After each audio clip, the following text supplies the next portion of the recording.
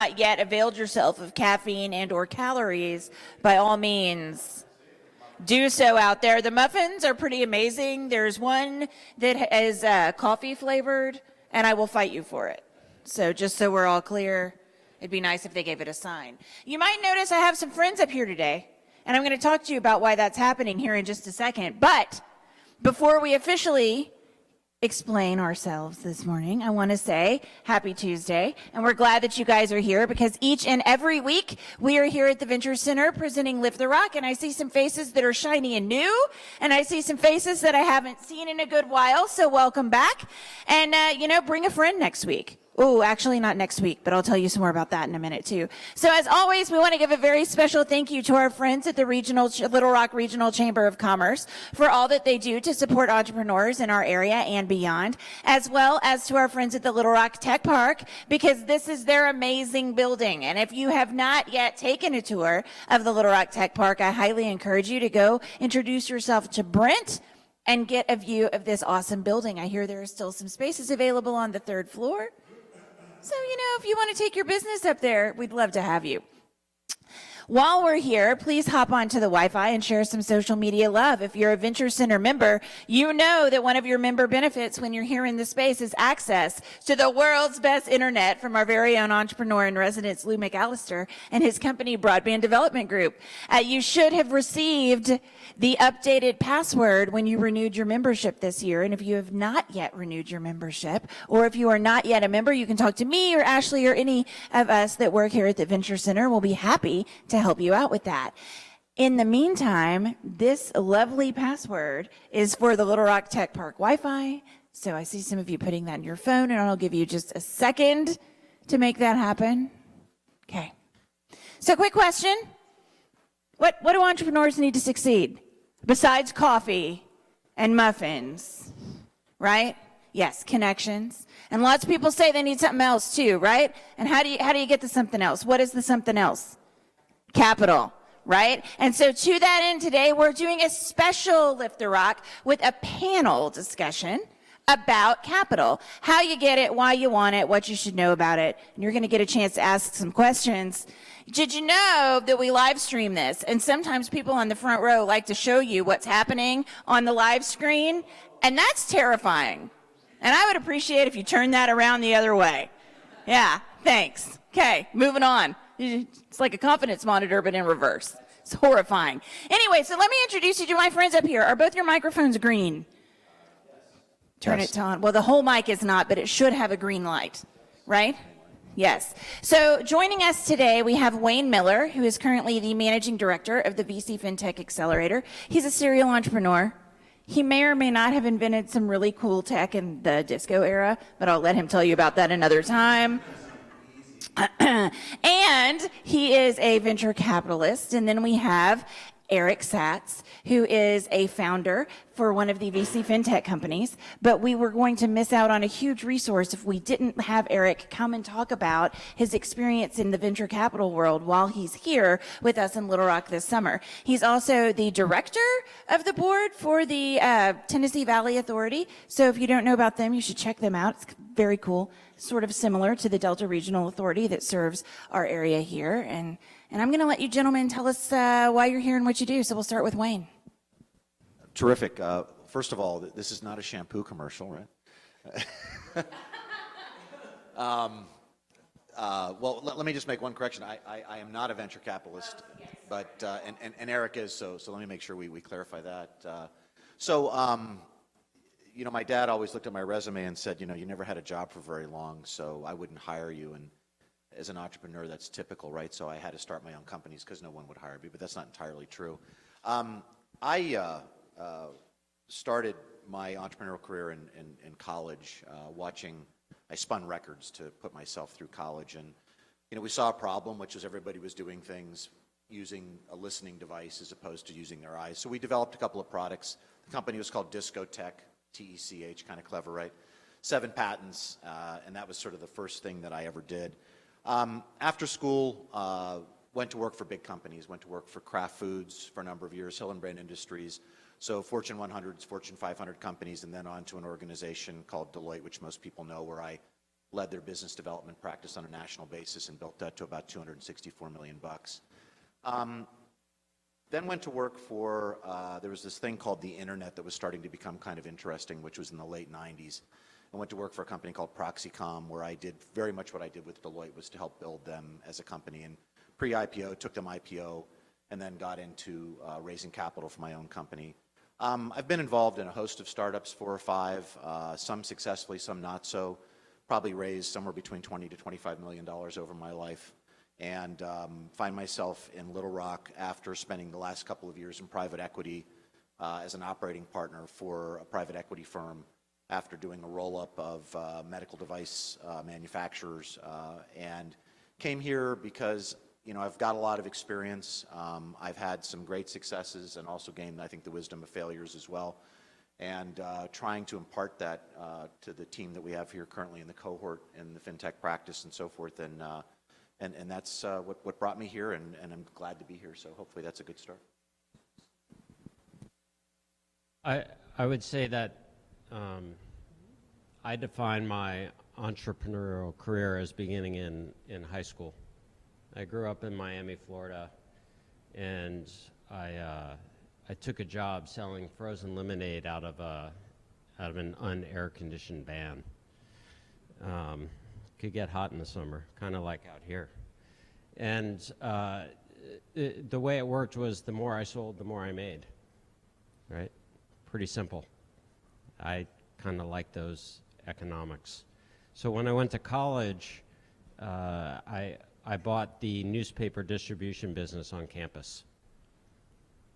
And I distributed, hello, Mr. Miller. And I distributed the New York Times and the Boston Globe. And similar to frozen lemonade, the more you sold, the more you made. I graduated from college and went to Wall Street, investment banking, and was an investment banker for roughly a dozen years or so, and I kind of describe myself as a still recovering investment banker. Raised a lot of capital for a lot of companies, and in doing so found myself on the West Coast, where I helped jumpstart company DLJ, Donaldson, Lufkin, and Jenrette. Some of you aren't old enough to remember DLJ, some of you are, but in my opinion, one of the greatest investment banking firms there ever was. But I had the unique fortune of being part of a group of 4 to jumpstart DLJ's internet investment banking effort on April Fool's Day, 1998. And we rode that roller coaster up, and we rode it down. In the process, I had the opportunity to co-found with some of my clients, actually, the first online foreign currency exchange business called Currenex, which State Street ultimately bought, I think in 2007 for just under $600 million. So that was my first big entrepreneurial win, but I had failed previously. I ran a coffee bar in New York City, which I started from scratch. And I think most people who understand retail understand location, location, location. I got all 3 of those things wrong. And went back to Wall Street to try and fix it. Thankfully, it worked out okay. From San Francisco, I moved to Nashville, where my wife is from. Nashville's the son-in-law capital of the world, and started an online organic home grocery delivery business. And through that process, had an opportunity to participate in what was essentially a bake-off in the state of Tennessee for venture capital money, and created Tennessee Community Ventures, $15 million, investing in 7 portfolio companies, all headquartered in the state of Tennessee. And then through that process, had the opportunity to invest alongside the fund and some of the portfolio companies, which eventually led to the creation of Alto IRA, which is why I'm here in the FinTech Accelerator, trying to benefit from the program that's in place here and the relationships with FIS and its network of banks and other financial institutions. So raised a lot of money as an institutional fundraiser, have also raised a lot of money as an entrepreneur. I can tell you it's a lot harder to do it as an entrepreneur. So to that end, what do you think makes it so difficult for entrepreneurs? Do you think they don't know what they're supposed to do? Do you think they don't know if they need capital, or do you think the problem is that they all assume that they do and maybe they don't?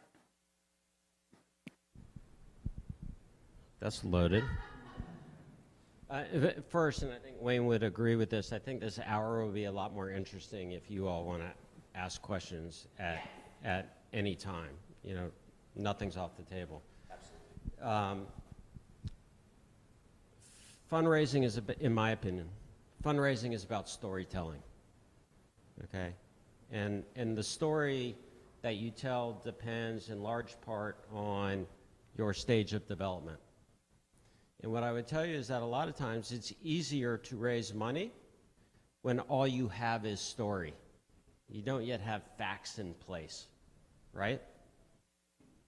It gets harder when you've launched the product and you're 6 months in and you're trying to explain the traction or lack thereof. You're the entrepreneur, you believe in what you're doing, you believe in the mission, you believe in the vision, and you know it's gonna work. You just need more runway. More runway needs more capital, right? So it's about storytelling in large part. And can you communicate your mission and your vision and how you get from A to B to the people with the capital?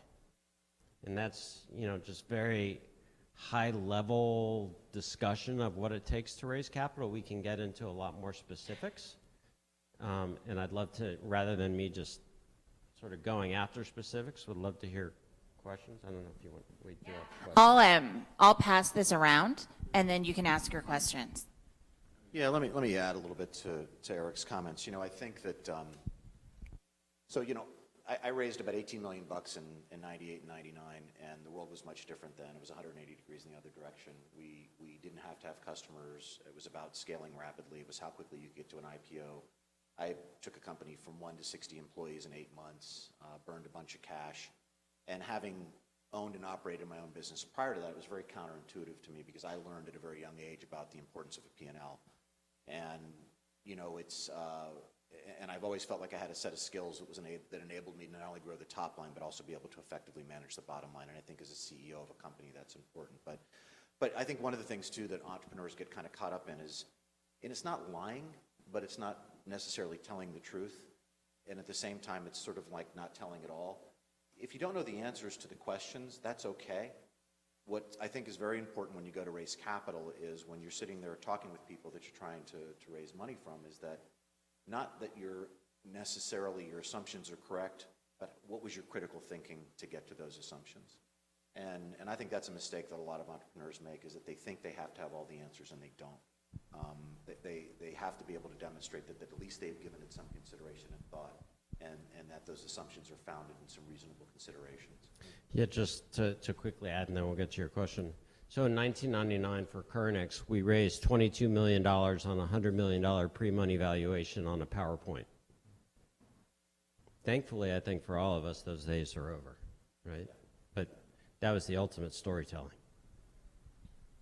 My name's Zach, and I was just going to ask about the stage of development for a small business between getting a small business loan for, you know, $20,000 to $30,000 to seeing a venture capitalist for hundreds of thousands to that stage of, I guess, development that you were talking about. Like, can you go into some of the decision making that goes into that, whether you should get that 6-month start, see how it runs, or take your idea big?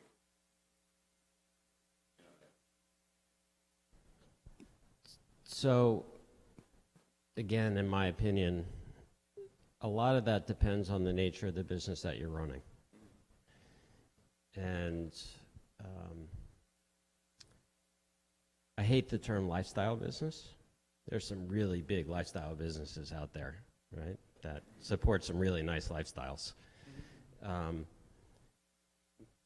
But if you're thinking about a $30,000 SBA loan, that suggests to me that at least the business at its current state and your current vision for it probably doesn't meet the criteria that a venture capitalist is going to be thinking about to for investment purposes. And so that's a very different equation and question from, do you take a business to a venture capitalist? And I think the first question you have to ask and answer when you're thinking about venture capitalists is, how big can this company be? What's the market opportunity size? It's something that we talk about in the accelerator all the time, which is trying to size your market and how that funnels down into what you can reasonably expect to achieve in terms of revenues. I think, one of the things that I learned kind of very early on from dealing with venture capitalists and raising capital, sort of two pieces. One is, everybody knows what the 3 F's are, right? Those are your first investors, right? Friends, families, and fools, right? Of which oftentimes investors, even as we bootstrap, one of the things that they look at is, how are you financially committed to this as well? Obviously, a lot of the times it's also sweat equity, which is, some people don't have the capital to do it, but I invested a lot of money in my businesses personally, and investors like to see that because obviously it demonstrates that you have skin in the game beyond sort of the blood, sweat, and tears. The other big question that you always have to answer when you first start out on these paths is, really, it's 2 questions: so what, and who cares, right? Because the tough investor will ask you that question, and really that's kind of what goes through their mind. And I'm sure Eric can speak to this sitting on that side of the table much more than I have, but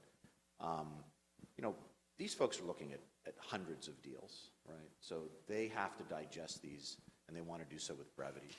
And so your capacity to effectively communicate your story, to pique their interest and get to the next conversation, that burden's on you. But by asking yourself those 2 questions, sort of so what and who cares, I think you can move, and you have to be hard on yourself relative to that, and others should be as well. So just a little additives. Yeah, no, I think just to tie into the storytelling component, a colleague of mine, someone whom I'm invested in a number of deals, towards the end of a pitch, likes to ask the entrepreneur what it is he needs to believe in order to understand the business and the opportunity. What is the one thing I need to believe you, right? And it sort of gets to so what and who cares, but that's his question, and I think it's an interesting one. Good morning, guys. Thanks for participating this morning. So we're seeing a lot of venture capital, and I use that in air quotes, out of Fortune 500 companies. We've got Tyson here locally who has a venture fund. A lot of the big companies have a venture arm. What is it that they want as a Fortune 500 venture company versus the, traditional VC model that we've seen? Well, I can tell you that a lot of VCs don't like to be in deals with corporate venture partners. They have different incentives, right? The first of which is they tend to overpay. Which side? Sorry? Who overpays? The corporate guys? The corporate side overpays. Good for us. Right, yeah, it's great for the entrepreneur, but it will often box out VCs because they don't want to be limited to a single exit opportunity.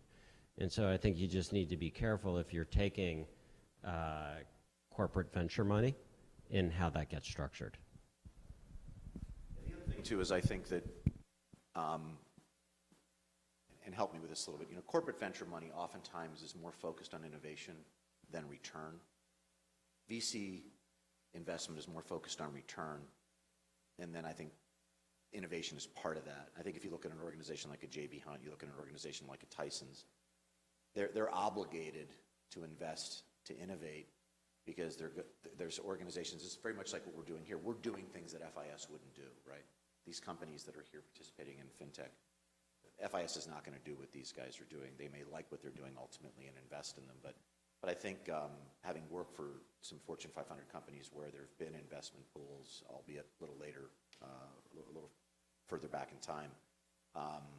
They do it somewhat from the standpoint of the optics in terms of their shareholders, the need to, again, do things that they wouldn't necessarily do and try to bring those technologies in. They're also fairly good at hijacking those technologies and making them their own as well.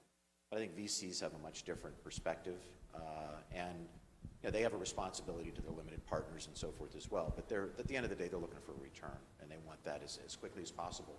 And at an X that's usually, it depends on the firm, but it's usually pretty significant. And there's not just one box of corporate venture investor, right? I don't know what Tyson's particular mission is with their venture arm. I know with HCA in Nashville, I know what they're trying to do, and it's all healthcare related and specific to healthcare, right? But Google Ventures, they're interested. They work just like any other venture firm. They're trying to drive return, and they're also trying to drive new ideas and innovation all over the map. Intel does the same thing, right? So it all depends on the particular corporation and what they decide their mission is. I have a quick question. How, since you've raised capital and you've been involved with VCs, how has working with VCs changed your decision-making process? So once you have the money, you have customers, and you're faced with countless decisions. Can you talk a little bit about how, maybe not on a daily basis, but at least on a quarterly basis, how the VCs have influenced your decisions? Not necessarily for worse, but sometimes for better, as far as, are you making shorter-term decisions to get that return on capital, or are the VCs willing to let you kind of look further down the road, 5 years out, 10 years out? Yeah, so venture capital is not a short-term game. Right? It's the ultimate long-term game. If you want to feel like you achieve on a daily basis, don't be an entrepreneur and don't be a venture capitalist, right? It just doesn't happen, right? So when you're placing bets as a venture capitalist, those are 5 to 10 year long bets. In terms of actual decision making with respect to what I want to invest in, I think I bring a slightly unique experience as both an operator and as an investor. It frustrates the hell out of me personally when I see venture capitalists who aren't operators ask questions as if they are. I think it's disingenuous, and it bugs me. But all investors have their biases. Some people like sports-related businesses. Some people don't. But in terms of how I make a decision, there are two major factors that go into it. One is the market opportunity or size. How many mistakes can we make and still come out all right? Right? So, and you need a big market opportunity in order to be able to do that. The second and more important is the people. Is this person or group of people, is this a resilient group of people? Because it's just not going to go the way you think it's going to go. Right? It just doesn't happen that way. And so are you strong enough to make the necessary changes, or in the alternative, stay the course? It's hard to know. Thanks.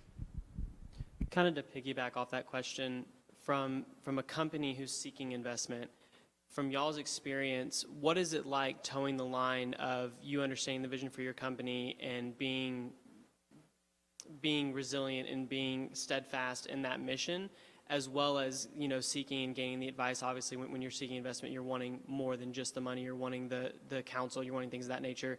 So as a founder, how have you felt and how have you managed to navigate those conversations when you bring in a VC and maybe they're thinking about a pivot or they're thinking about a change and you just disagree? What is it like managing that expectation because they have invested money and managing that relationship?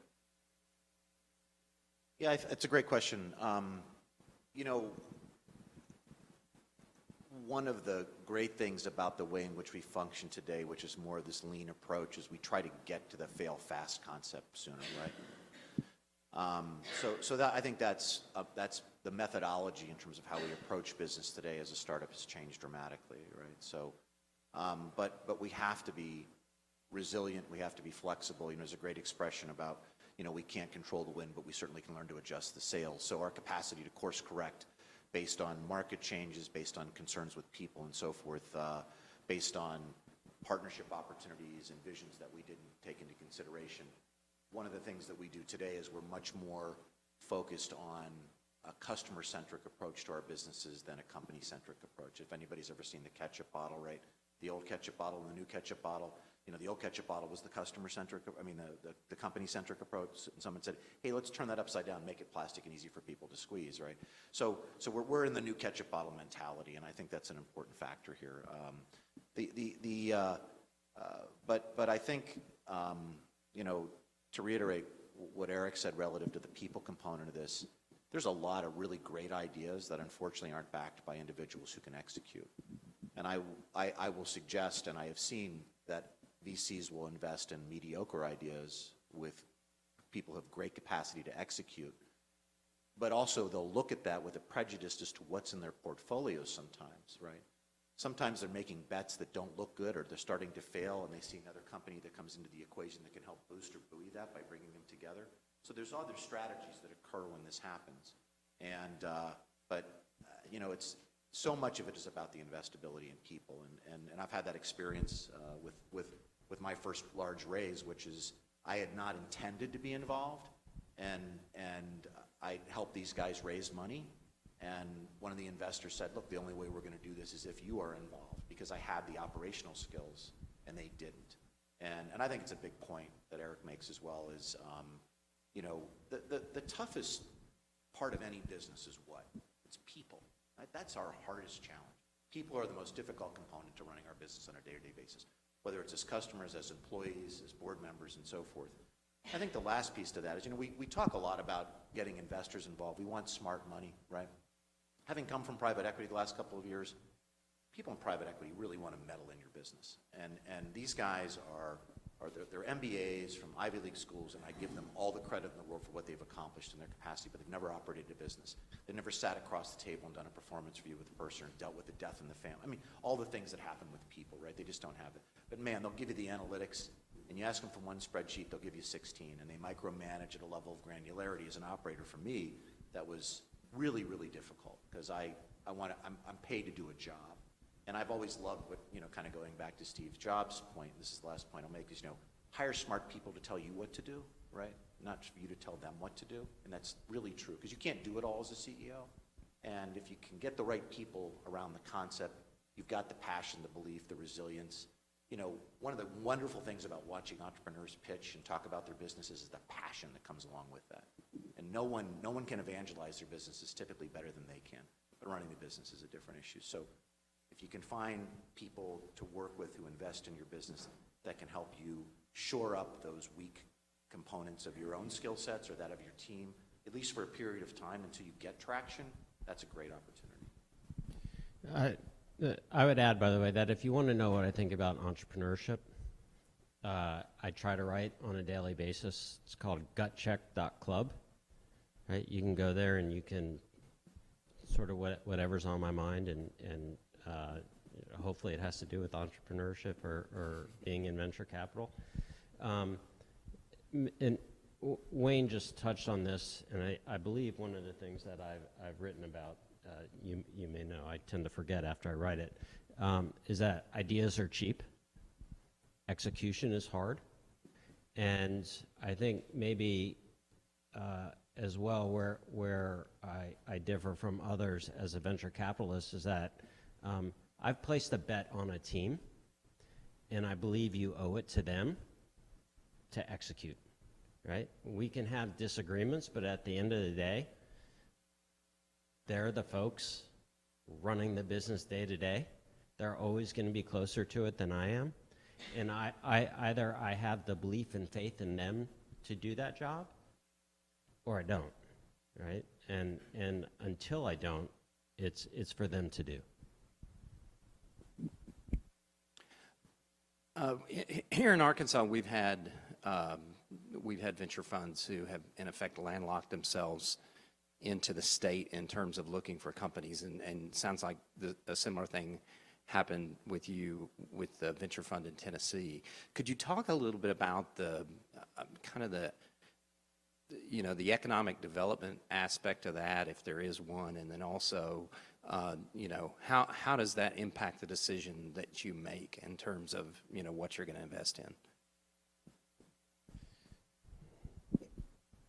So the fund started 8 years ago. Nashville is a very different place today than it was 8 years ago. And I believe it is in large part because of the $200 million that we put out on the street. Okay? We began to attract people from other cities without jobs. Big hopes, no jobs, right? And when you begin to attract that talent and desire, a lot of people refer to it as the creative class, which Nashville has, right? It's Music City, right? And there's a lot of crossover between music and technology. And when you have the ability to attract the creative class and then put them to work, that's I think from an economic development perspective, that's huge. You can't always measure it in jobs. There are intangibles that flow out from it that are just sometimes hard to measure, but you can feel it. And I have felt and experienced that in Nashville over the last 8 years. Now, from a pure venture capital perspective, it's like wearing handcuffs, right? I couldn't be focused on an area. I couldn't develop an area of expertise. I had to be focused on people and the market that they were interested in. And I had to try and assess and do my diligence to figure out whether or not that was a real market. But, when you're limited to a state, that's hard. And we were also handicapped in another really important way, which is that we had to put the money out fast. Okay? I mean, and I get it. It's economic development. You want the money on the street. But like 50% of my money had to be gone by the end of year 2, 70% by the end of year 3, right? That's hard. Let me also speak another point of that too. I think in terms of investment and one of the things we were located in Virginia when we did our first big raise, and we had the opportunity to work with some of the big VC firms. We had a chance to pitch Kleiner and Adobe and Microsoft and a lot of the West Coast and VC firms and so forth, as well as the folks in New York and so forth. So there is sometimes you're not restricted by state based on the type of the fund. VCs have a tendency to want to kind of be arm's length from their companies. So there is sort of a parochial side to that. One of the challenges, I think, Arkansas needs some really big wins, and I think we're going to get those. And I think we've already seen some of those, Apogee and so forth. Speaking to Little Rock specifically, I mean, there's clearly been some huge wins in the state. And there's a lot of great capital here. So you always have this sort of cart and horse issue, which is, can you get the VCs to pay attention to you here? You can when you have the companies. Can you get the companies to pay attention? Sure, when you have the VCs. So that's sort of it's sort of a ping pong match to some extent. And I'm not as well versed in, all of the aspects of Arkansas, but I think that headway is being made here. But I think, again, it depends on also if a VC or a large investor leads around that has a relationship with someone in another part of the world, be it New York, San Francisco, Chicago, wherever it might be, they may get into that deal just because they're comfortable working with that particular firm or investor. And they also know, too, that they're going to be near them to And it's not so much about babysitting, but it's about being able to kind of keep their pulse on their kids, if you will, right? That makes sense. So thank you very much for doing this Q&A session. This is very interesting. You mentioned earlier that you're really looking for a team that can execute. And I would be really interested to hear from both of you about how you recognize that quality in the short amount of time that you work with an entrepreneur who's pitching.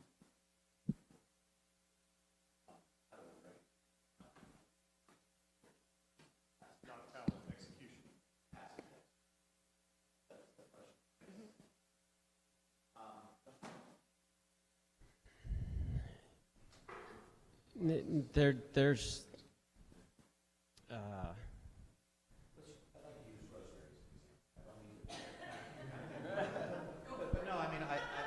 I think it's a great example, by the way.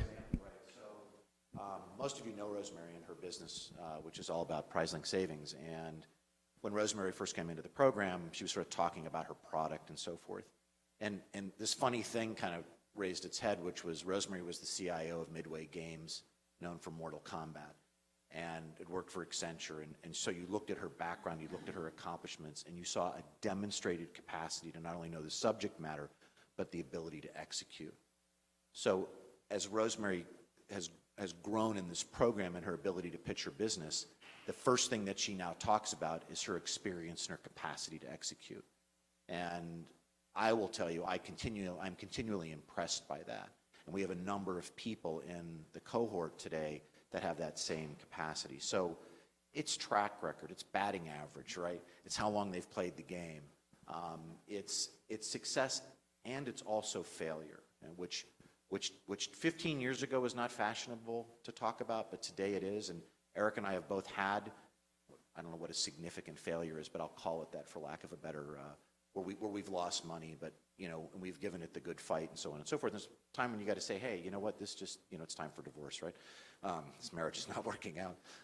But the point is there's so many pieces to that, but it really gets down to track record and integrity, transparency. I think those are so many of the key ingredients to make the right thing happen, right? Through dialogue and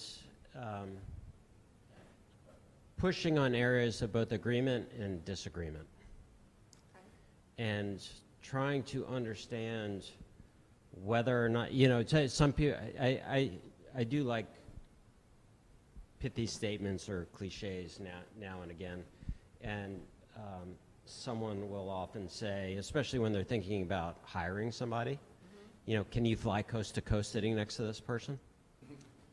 Right? And I can't say that that's the question that usually enters my mind, but I have others that when I'm in dialogue with them, whether I know it or not, I'm looking for certain reactions. And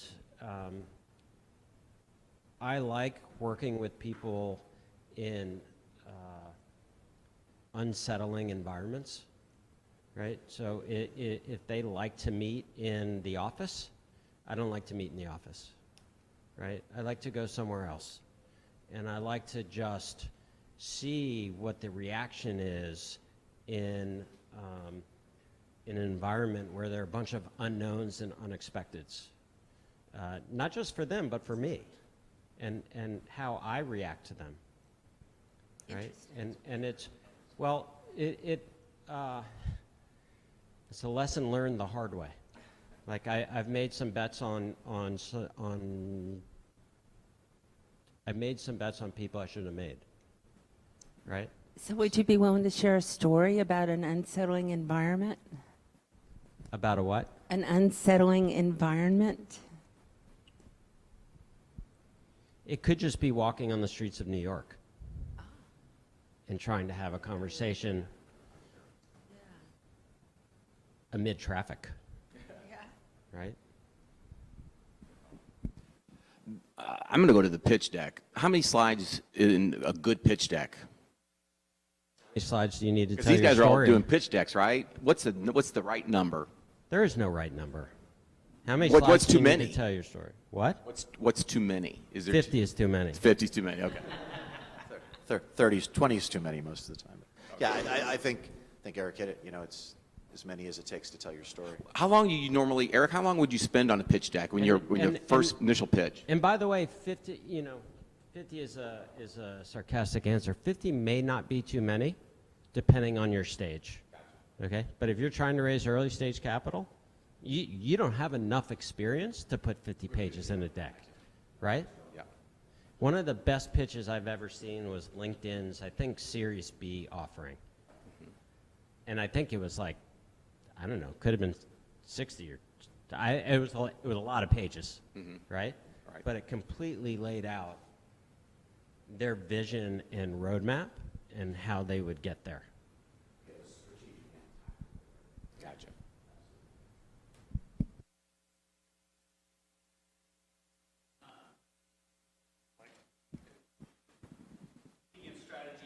Strategy versus tactics, if you're, like you said, storytelling is really important at the start, right? So there it's talking more about overall strategy, less about tactics. But there's also that component which you mentioned earlier, which is experience and ability to operate, achieve, and really hit those. So how do you blend that if you're at the start or near the start of saying, here's the grand story, but also here are some very detailed specifics about how we're going to make that happen? Because the story's great, but can you operate? There's a lot of trial and error in that, right? And I think in part that's where resilience comes into play, because I don't care whether you're a writer or an author or an entrepreneur, you're going to get a lot of no's, right? And it's how you deal with the no's. So if someone's pitching you and they're telling you the story and you buy into the story, but they're not including a lot of tactics or the specifics about how they're going to get there, is that a red flag to you, or do you want to hear the specifics? Or is that, I guess what I'm asking is, there are going to be twists and turns. Those 10 tactics or those 10 strategies that you lay out at the beginning, maybe one works, maybe none of them work. And so you want to know, can they go off of that roadmap to find a way, but you also still have to know that they have a plan and not just a story. So for me, that initial story or presentation is like the table of contents, right? And if I'm interested in the story, then I want to read more.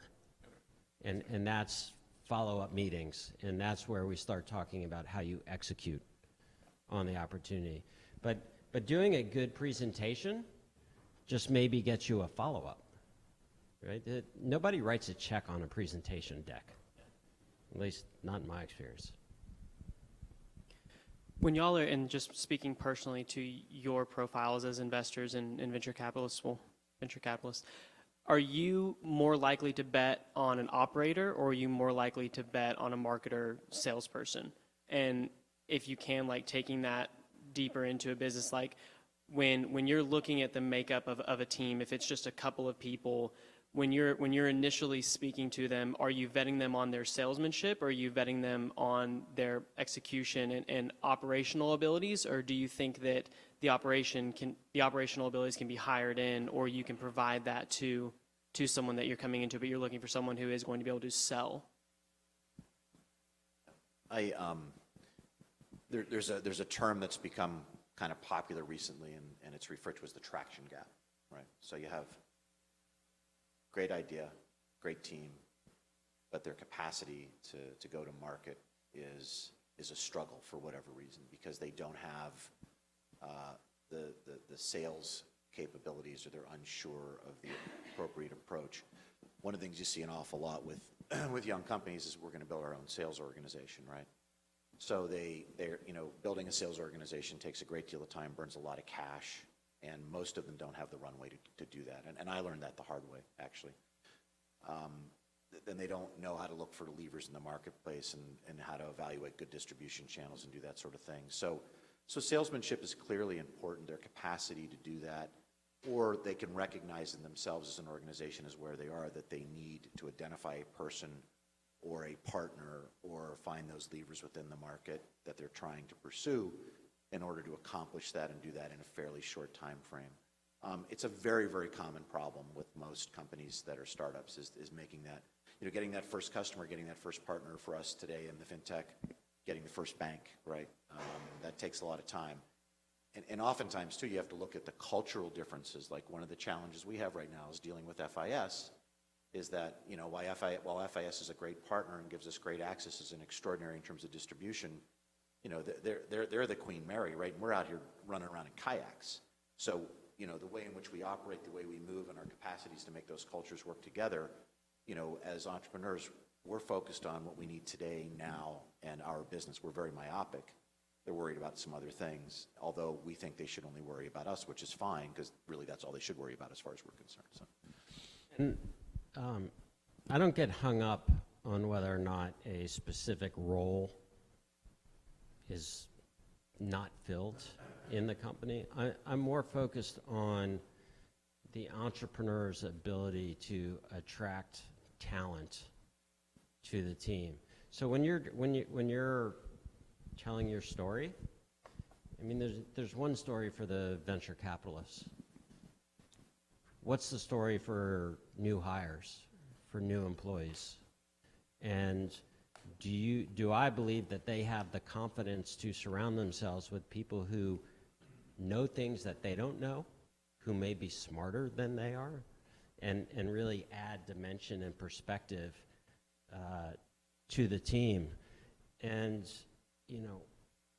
one of the things, I'll tell you a story. I met an entrepreneur in Nashville not too long ago, and he's in the he's in the food delivery business. I get a lot of people who want to deliver food to homes come ask me how to do it, and the first thing I tell them is not to do it. But they're entrepreneurs and they believe in their mission, and I actually really like this twist, which was to use home chefs, people from different backgrounds and ethnicities who are good cooks, to make food in their home and deliver it to folks who would like to have that experience without going out to a restaurant.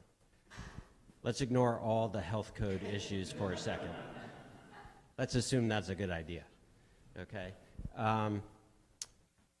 There was a huge problem with the team. This is a food business. Anybody know who makes the majority of food buying decisions in a home? The mom. It's just women make the food buying decisions in a home. These were 4 male 20-somethings, right? The product would fall apart upon delivery. The packaging wasn't right. The temperature wasn't right. Just all of the presentation and little itty-bitty components of the service weren't right. It's not that they can't get there, but they're missing perspective and diversity on their team. And I'll tell you where this conversation fell apart, is he didn't believe me. That was fast. Yeah, that's I was involved with a cybersecurity startup in a very similar situation, which is as we sat there and talked to people in like kind of important places like the Pentagon and stuff like that, who were suggesting that this particular solution, which was a tokenization of data and watched how data moved across the ecosystem and so forth, is the buyers of this product continue to tell the founder of the company that he was not a standalone solution and needed to be integrated into other software in order to make it more effective. He refused to believe that. Well, he believed that to the point where he's no longer in business, right? So you got to be a little cautious of dying on your own sword, I think in those situations. So just to be additive to that, I've seen a lot of that actually. So Jessica, do we have time for one more? The last question. I thought it might be. So if I heard correctly, it's the investment hinges on the team, but if you don't have the full team, it's not the death nail. Okay. How much of a penalty is it? I mean, for me, it's not a penalty. How many, what percentage of those key vacancies can be open that would trigger, a hesitation in the investment? So, again, I have my own biases, right? And so, even if there are co-founders, typically there's a leader of a business. Okay, there's a public-facing individual. I have to believe that that individual has the ability to attract the talent to the team. And if I do, I'm good with that. I don't need them to be in place. I had some great mentors in my life, and one of the people, when I started one of the companies that I was involved with, he said to me, he said, you have two jobs as a CEO of this company, which is to raise money and to recruit people. And those really were my two jobs. And he said, you need to spend 50% of your time on both, and that, of course, will change on any given day to 100% in one, 50% in the other, and 10%, so on and so forth. But again, the capacity to be able to raise money, but also to attract and retain great people is a skill set. And sometimes you don't know who the next people you need to have on your team are, because you make a pivot or you make a change at a certain point that says, you know what, we need to focus more on technology and less on marketing. We need to focus more on go-to-market and less on technology. So much depends on kind of where you are as an organization and your development plan and your milestones and what's important to raising the next round. It may be people is what gets you that next round. It may be technology that gets you the next round, et cetera, too. So. Let me just add this. Financial projections are important, okay? But I say this every time I put my financial projection slide up on the screen. The numbers are wrong, right? I don't know what it's going to be this year, much less 5 years from now. I mean, 5-year projections to me are the, funniest thing ever requested. But it's not the projections that are important, and Wayne touched on this earlier. It's the critical thinking and the assumptions that went into the projections. That's the discussion I want to have, right? Why do you believe that's a good assumption? And what happens if you're wrong? Are there other levers we can pull? How big is that market opportunity, and what are the other avenues to success that are at our disposal, if I'm wrong? And we're going to be wrong. I mean, we're going to be.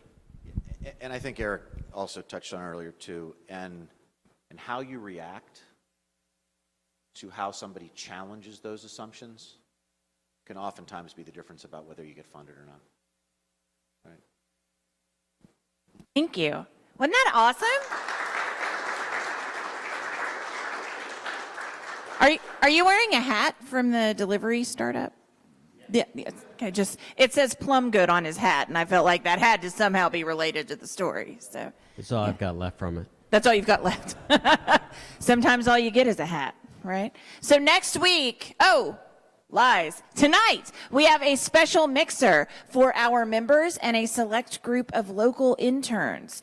These interns, as it turns out, are highly concerned about getting a grown-up job when they get out of college. So if you, as members, are looking to hire anybody or know anyone who is, you can come talk to me or Ashley, and we can get you RSVP'd for this evening. And speaking of RSVPs, next week is demo day.